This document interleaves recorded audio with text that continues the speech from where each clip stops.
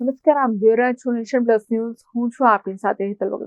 ગુજરાત રાજ્યમાં ચોમાસાના કારણે બિસ્માર થયેલ રોડ રસ્તા, પુલો અને હાઈવેની સ્થિતિને લઈને મુખ્યમંત્રી ભૂપેન્દ્ર પટેલે આજરોજ ગાંધીનગર ખાતે હાઈ લેવલની બેઠક યોજી હતી. અત્રે નોંધ્યું છે કે સમગ્ર ગુજરાત રાજ્યમાં જે રીતે વરસાદ ખાબક્યો છે એને પ્રતાપે હાઈવે, અંતરિયાળ રોડ તેમજ પુલ ઉપરના રસ્તાઓને પણ વ્યાપક નુકસાન થવા પામ્યું છે, જેને પરિણામે વાહન ચાલકોને પણ ભારે હાલાકીનો સામનો કરવો પડી રહ્યો છે.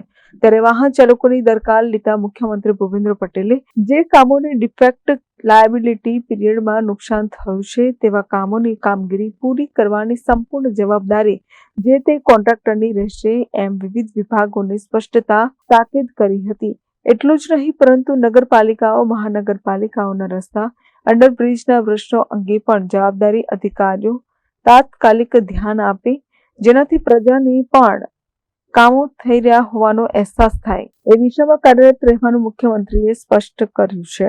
આધારભૂત માહિતી અનુસાર મુખ્યમંત્રીએ વિવિધ વિભાગોના વડાઓને જણાવ્યું હતું કે ક્વોલિટી વર્ક થાય તેવા કોન્ટ્રાક્ટર્સને કામો આપવા જોઈએ, જેથી વિકાસના કામો યોગ્ય અને ટકાઉ થઈ શકે.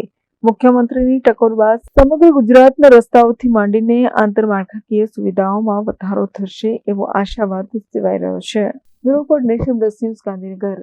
સમાચારોના સતત અપડેટ મેળવવા માટે અમારી નેશન પ્લસ ન્યૂઝની યુટ્યુબ ચેનલને સબસ્ક્રાઇબ કરો, બેલ આઇકન દબાવો અને જોડાયેલા રહો ફેસબુક, ઇન્સ્ટાગ્રામ અને ટ્વિટર પર.